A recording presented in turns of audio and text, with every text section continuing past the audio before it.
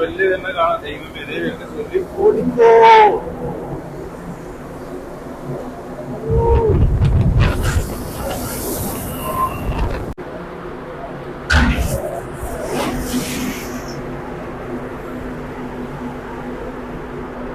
അപ്പൊ ഗൈസ് അത്യാവശ്യം നല്ല കടലടി ഉണ്ട്. കടലടി എന്ന് വെച്ചാൽ റഫാണ്, കാലാവസ്ഥ മോശമാണ്. ഞങ്ങൾ ഈജിപ്തിക്ക് അടുത്തോണ്ടിരിക്കുകയാണ്. നിങ്ങൾക്ക് കടല് കാണാൻ പറ്റും. വെള്ള കളറ് പൊട്ടി പൊട്ടി വരുന്നത് വീഡിയോയിൽ നോക്കുമ്പോൾ നിങ്ങൾക്ക് അത്ര അറിയാൻ പറ്റില്ല. പക്ഷെ ഞങ്ങൾക്ക് ഇവിടെ അത്യാവശ്യം നല്ല അടി ഉണ്ട്.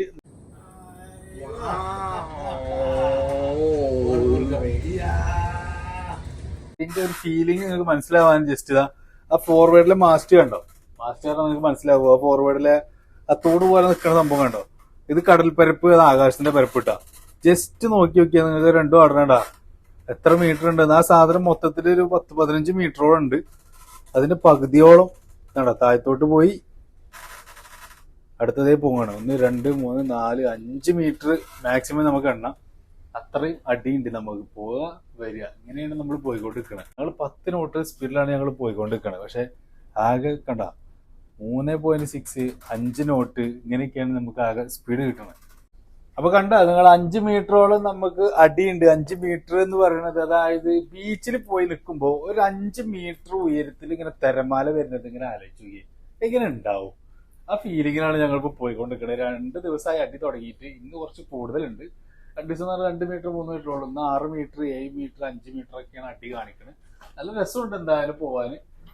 നോമ്പൊക്കെ ആയതുകൊണ്ട് നല്ല രസത്തിൽ ഇങ്ങനെ ആടി ഉലഞ്ഞ് ഓഹോയ് തിത്തിത്താര കളിച്ച് ഞങ്ങൾ അങ്ങനെ പോവാണ്. ബാഡ് വെതറിന്റെ ബ്രിഡ്ജിൽ നിന്നുള്ള കാഴ്ച ഇങ്ങനെയൊക്കെയാണ്. ഇനി നമുക്ക് താഴത്തൊന്ന് പോയേക്കോ എന്തൊക്കെയാണ് അവസ്ഥ എന്നുള്ളത്.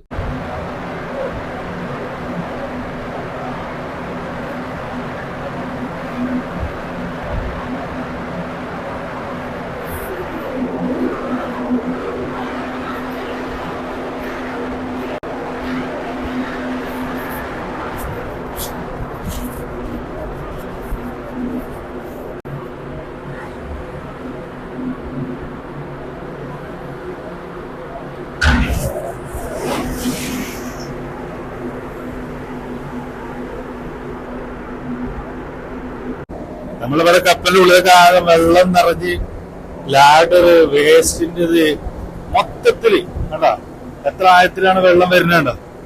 ഇവിടെ ആകെ എല്ലാം ഒഴുക്കി നടക്കുകയാണ്.